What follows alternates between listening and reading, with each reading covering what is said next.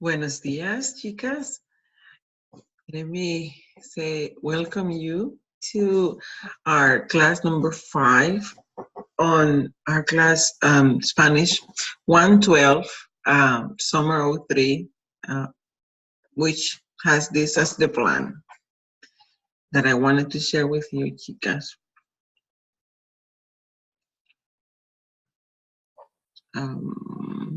We're going to be on these pages.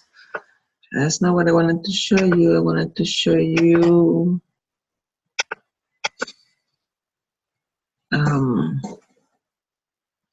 the plan for today.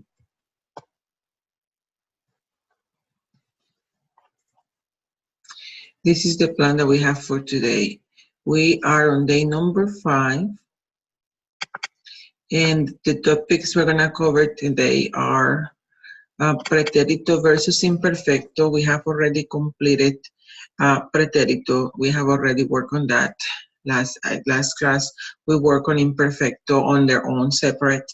And now we're going to put them together. Both of them are past tenses. And you guys are going to now learn which ideas we express with Pretérito and which ideas we express with Imperfecto. So at the end of this session, students will be able to contrast what happened in the past with something else that was going on. And you'll also be able to describe a scene. We have our faith integration piece, which is our Psalms 116, and I wanted to you to join me to thank the Lord reading this psalm in Spanish. Then in the second period, we are going to be working on sé impersonal and sé pasivo. And for that, we're going to be able to have accomplished this learning objective. At the end of this session, students will be able to talk about what people say and believe and to talk about what is done. Third session of the day, we will be working on vocab when you travel on vacation. See the vacaciones, and the learning objective for that part is at the end of this session, students will be able to make travel arrangements in Spanish and discuss travel-related information. We close the day with Fernando Botero, an artist from Colombia that is well known.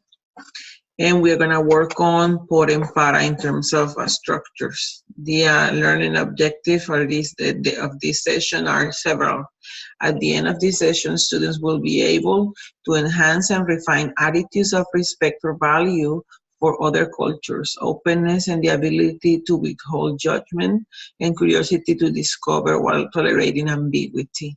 Sharpen the skill to listen, observe, evaluate, analyze, interpret, and relate to diversity and cultures. Talk about going through places and describe how and when actions take place with por and para. So let me scroll back here. Just a second. And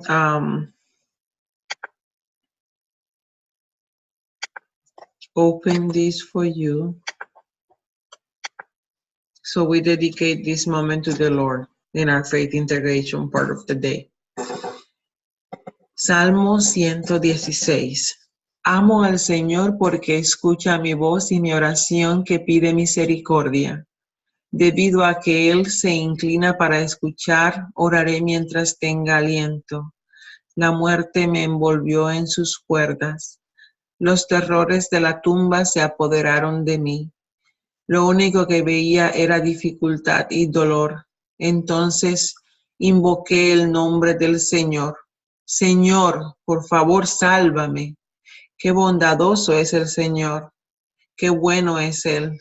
Tan misericordioso este Dios nuestro. El Señor protege a todos los que tienen fe como de un niño. Estuve frente a la muerte y Él me salvó. Que mi alma descanse nuevamente porque el Señor ha sido bueno conmigo. Me rescató de la muerte, quitó las lágrimas de mis ojos y libró a mis pies de tropezar. Así que camino en la presencia del Señor mientras vivo aquí en la tierra. Creí en ti, por tanto dije, Señor, estoy muy afligido. En mi ansiedad clamé a ti. Estas personas son todas mentirosas. ¿Qué puedo ofrecerle al Señor por todo lo que ha hecho a mi favor? Levantaré la copa de la salvación y alabaré el nombre del Señor por salvarme. Cumpliré las promesas que le hice al Señor en presencia de todo su pueblo. Al Señor le conmueve profundamente la muerte de sus amados. Oh Señor, soy tu siervo. Sí, soy tu siervo. Nací en tu casa. Me has liberado de mis cadenas. Te ofreceré un sacrificio de agradecimiento e invocaré el nombre del Señor. Cumpliré mis votos al Señor en presencia de todo su pueblo. En la casa del Señor, en el corazón de Jerusalén. Alabado sea el Señor. God bless us through his word, chicas, and I hope you enjoy listening into the reading of this psalm in Spanish. Let me continue then with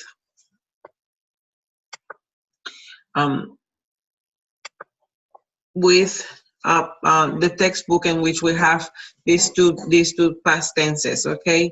Pretérito and imperfecto. We are on page 266. 266. See? So look at what they are saying. This is one lady who's elegant, and then two friends are saying something. ¿Viste las cadenas tan preciosas que llevaba esa chica? Sí. Y viste los aretes, eran muy bonitos. So they are using not only pretérito, they are using en viste, the question. And then they answer describing in the past, but they use imperfect. Eran muy bonitos. ¿Sí? Llevaba a esa chica. So pay attention to that, because in Spanish we use some ideas we communicate with imperfect, and some other ideas we communicate with pretérito, okay? And there is one important factor, which is the point of view of the speaker. We learned that pretérito narrates actions or events in the past that the speaker view as completed or finished, see? So that is important. If you see, so it might be different from speaker to speaker, that they see different action as ongoing stories or as completed stories. So, but let's concentrate on pretérito. A pretérito itself completes, you see a time frame, see? We are able to express the beginning or the end of a past event or action. If you see the example number 2, el zapatero llegó a las 5, la película terminó a las 8. There is an ending there, and there is a beginning. So, pretérito clear states the beginning and ending of an action. The same tense, pretérito, narrates completed events that occurs in a series. Which means is if you have one completed action, but you add 2 or 3, then you have a sequence. You have a series of events. That's what we call here a series. So you add up several completed actions into a narration, and then you get a series or a sequence. So look at this example. Carlos entró en la farmacia, vio a su exnovia y salió inmediatamente. So the 3 actions that we have here is that Carlos entered at the pharmacist, then he saw his girlfriend, and then he left immediately. So he did those 3 actions, and they are completed actions. The ending of the second one, the beginning of the second one marks the ending of the first one. So one ends when the other starts. One ends and the other starts. So this is the ending. So the ending it's not established only by deadlines or dates or time frame, but also this idea, one finishes and the other one starts, okay? Also, we can express, we can use the pretérito to express changes in mental, physical, and emotional condition or states in the past, see? But concentrate on this. changes in those states, in those conditions. See, if you were happy and then something happened, you change the condition, your state. That change is what is expressed here about the emotional, physical, and mental condition. So, and Alejandra se puso furiosa. Alejandra was happy and then she got really, really mad. Se puso furiosa. Cuando vio el cuarto en desorden. Cuando vio el cuarto en desorden. ¿Sí? Estuve nerviosa durante la entrevista. Here, during the interview, I was nervous. ¿Sí? Es in this. The interview is the time frame, so she was there at that time, nerviosa. And that's why you use pretérito in those cases. Again, completed actions that you see beginning and end, sequences or series, and changes in your mental, physical, or emotional condition. Now we switch to the imperfect, and we can tell specifically that imperfect is used to describe in a narration. See, it's describing, and it talks also about ongoing habitual actions, progressive actions. So in number 1, we see that the imperfect describes what was happening in the past. This is progressing. See, usually in relation to another event at a given time, with no reference to the beginning or end of the action, or beginning or end of the action. So once it was ongoing. This is not pretérito. This is imperfect. Ongoing, progressive action. No reference to beginning or end, no time frame. ¿Sí? Rosaba hablaba mientras miraba las compras. So look at the translation. Rosa was talking while she was looking at the purchases. So was talking and she was looking. So 2 ongoing action are happening there. We don't pay attention, and the speaker doesn't include time frame, and it's not seen as completed. This action is not perceived as completed. We also use imperfecto to talk about habitual actions or events in the past. So those habitual actions, those routine actions that you want to talk about in the past, you use them in you use the verb in imperfecto. Pedro comía en ese restaurante todos los sábados. And notice that todos los sábados, every Saturday, is an expression that helps us interpret that this was not one-time action or a completed action. It was happening. It doesn't matter. We don't pay attention to the beginning and ending.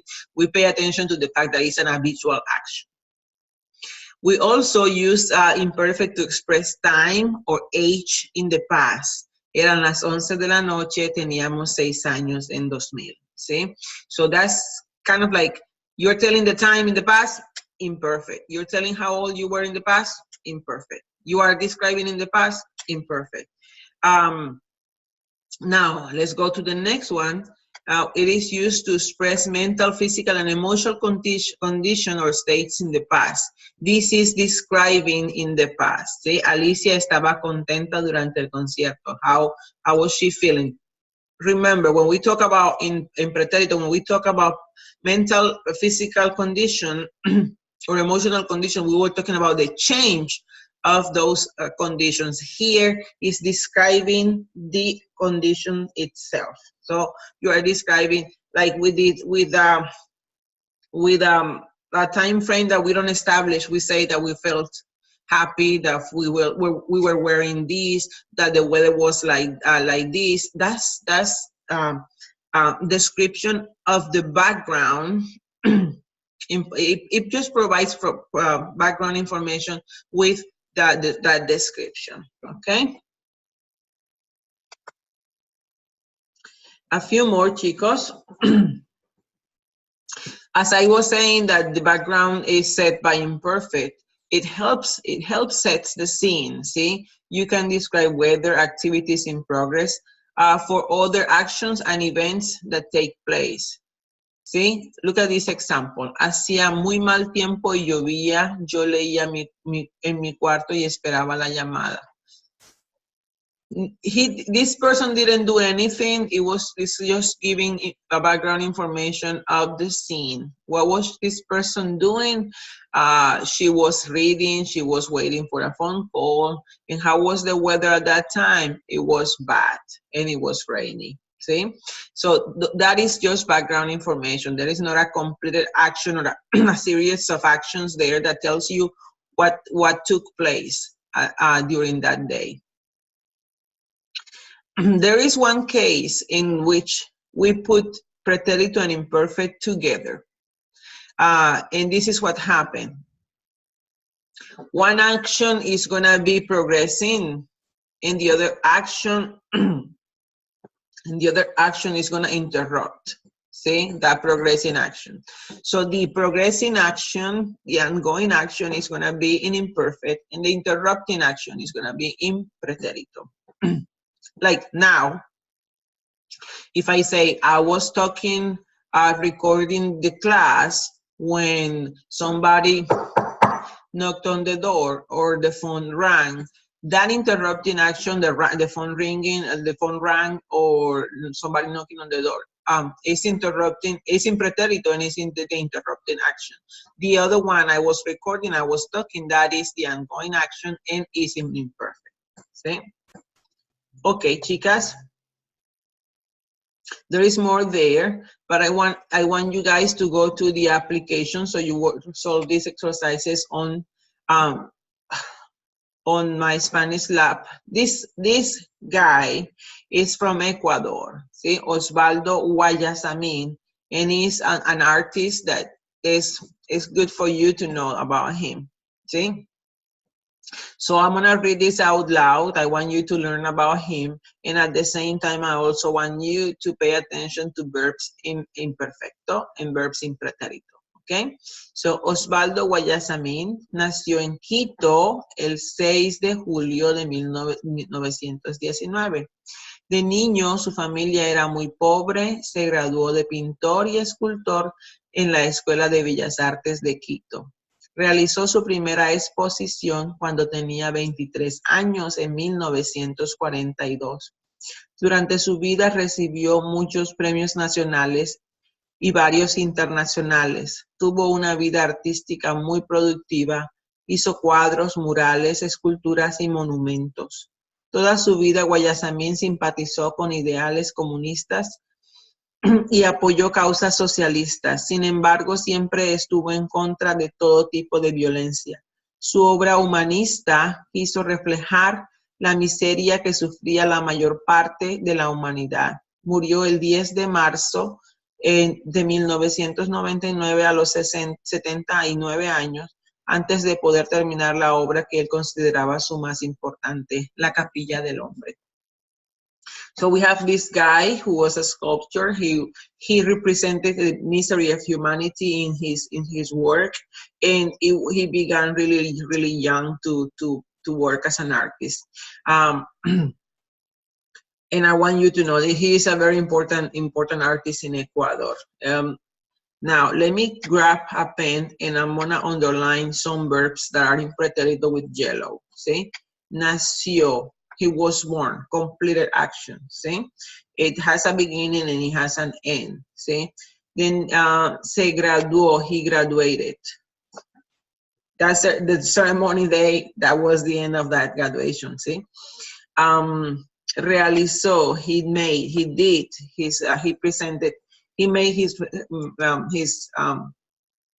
first exhibition of his work when he was 23, really. So that's a completed action, see? I'm gonna switch now to orange to take, so this is nació, se graduó, realizó. These are, we have three, there we have a sequence of actions that happen in this narration. He was born, he graduated, he made his exposition, his presentation of his work. And we can continue finding more actions that move this narration. But I'm gonna stop there because you have this assignment on my Spanish lab.